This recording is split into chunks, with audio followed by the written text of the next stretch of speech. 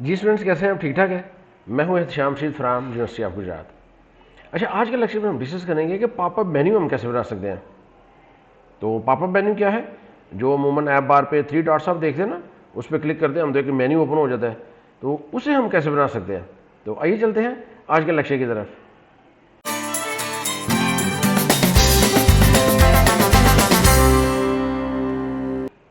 जी student, ये last example थी हमारी अलर्ट डायलॉग वाली, इसको हम चेंज कर लेते हैं। पॉपअप मेन्यू एग्जाम्पल सेव किया। और अमूमन ये जो पॉपअप मेन्यू हमने इधर शो करना होता है ना, तो इधर ये डिबग आ रहा है, तो इसको अगर हमने रिमूव करना है तो वो कैसे कर सकते हैं। मेन पे आपने जाके आपको पता है, ये मटीरियल डिज़ाइन के अंदर इधर हमारे पास ऑप्शन होती है डिबग शो, इसको हम फॉल्स कर देते हैं। इसको मैंने सेव किया तो ये देखिए ये इधर से गायब हो गया। इस तरह हम इसको गायब कर सकते हैं। उसके बाद हम जाते हैं इधर होम स्क्रीन पे। तो अच्छा, मैंने बनाना है तो ये अब ऐप बार के अंदर हम बनाते हैं, बॉडी के अंदर भी बना सकते हैं, लेकिन भी बॉडी में 3 डॉट्स आएंगे ना, तो वो हमने नहीं करना। हम इधर जाके ना, इधर एक्शंस के अंदर हमने जो सा ना, इधर हमने बनाना है पॉपअप पॉपअप मेन्यू बटन। ये पॉपअप मेन्यू बटन हमें बनाना है। अब ये हमें एक आइटम बिल्डर जो है ना वो प्रोवाइड करता है। आइटम बिल्डर के जरिए जो है ना वो अब हमने ये मेन्यूज जो है वो बनाने हैं। इधर जी हमने एनोनिमस फंक्शन यूज़ करना है और इसको पास हमने कर देना है कॉन्टेक्स्ट, इसकी जो करंट पोजीशन है, और इसने रिटर्न करवाना है जी इसने पॉपअप मेन्यू आइटम्स। ठीक है, जितनी आपने बनानी है वो रिटर्न करवा दे। इधर मैं लिखता हूँ J popup popup menu button, popup menu item, popup menu item. तो चाइल्ड, इधर एक चाइल्ड में बना लेता हूँ टेक्स्ट, इधर मैं लिख देता हूँ एडिट, और इधर एक और मैं बना लेता हूँ जी पॉपअप मेन्यू आइटम, इसका जो चाइल्ड है वो हो जाएगा डिलीट।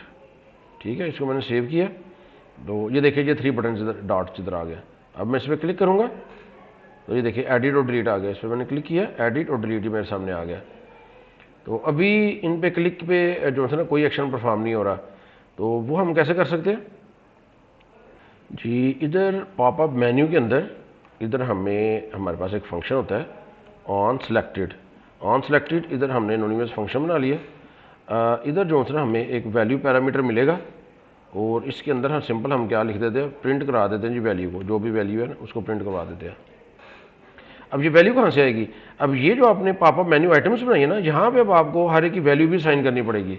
तो इसकी मैं वैल्यू लिख देता हूँ एडिट, इसकी वैल्यू एडिट है, और इसकी वैल्यू मैं क्या लिख देता हूँ, डिलीट। तो इसको मैंने सेव किया। अब देखें जी, अगर मैं इसको क्लिक करता हूँ इधर और एडिट पे क्लिक करता हूँ तो ये देखिए एडिट लिखा हुआ आ गया। ठीक है, और अगर मैं इधर डिलीट पे क्लिक करता हूँ तो ये देखिए डिलीट लिखा हुआ आ गया। तो इस तरह आप प्रिंट भी करवा सकते हैं इनकी वैल्यूज़। इसके अलावा जी आप इधर आइकन शो कर सकते हैं एडिट और डिलीट से पहले।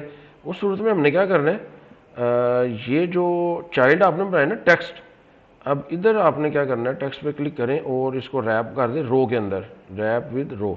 ये तो जो इसका चिल्ड्रन है इसके अंदर एक टेक्स्ट है, टेक्स्ट से पहले मैंने आइकन शो करना है। तो इधर मैं लिख दूंगा आइकन, और आइकन्स डॉट एडिट, एडिट वाला आइकन इधर शो कर देते हैं। इसको मैं सेव करता हूँ। तो इधर मैंने क्लिक किया तो ये देखिए एडिट आ गया। ये बहुत ज़्यादा क्लोज लग रहे हैं, तो इसको हम क्या कर सकते हैं जी, एडिट इधर जाके हम एक साइज बॉक्स यूज़ कर सकते हैं। इसकी विड्थ दे दें आप, विड्थ 10 कर दें, 10 ठीक है। इसको सेव किया।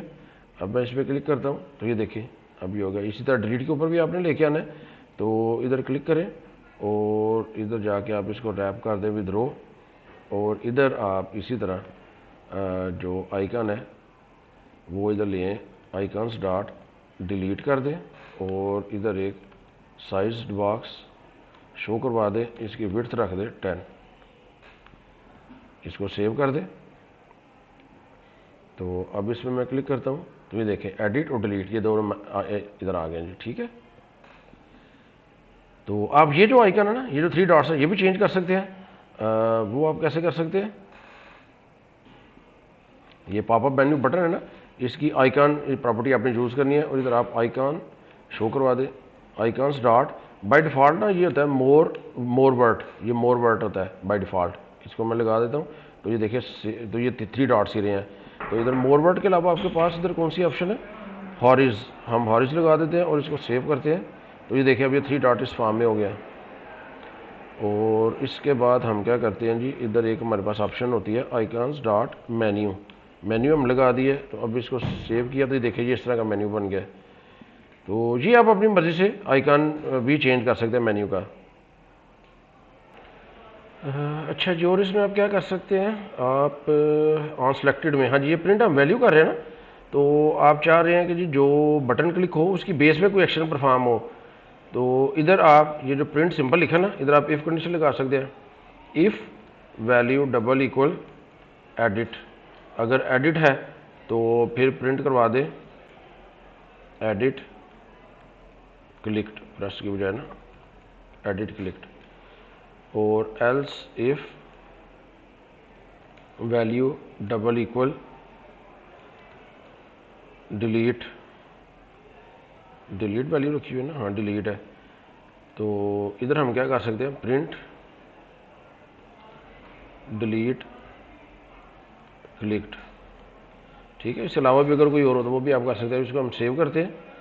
तो इधर शो देखते जी क्या हो रहा है, इधर मेन्यू पे क्लिक किया हमने, एडिट पे क्लिक किया तो ये आ गया एडिट क्लिक्ड, ठीक है। इसी तरह आप इधर क्लिक करेंगे तो ये डिलीट क्लिक्ड आ गया।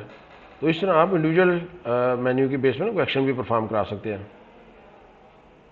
अच्छा जी, इसमें एक और क्या कर सकते हैं, आप इसके साथ इसकी टाइप भी बता सकते हैं। ये पॉपअप मेन्यू बटन है ना, आप बता सकते हैं कि जी ये स्ट्रिंग टाइप का है, इसके अंदर जितनी आइटम्स हैं ना वो स्ट्रिंग टाइप की हैं।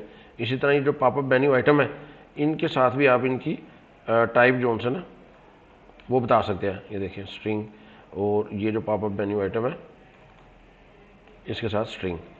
तो अब ये जो भी आपने वैल्यूज़ देनी है ना ये सारी स्ट्रिंग टाइप की होंगी।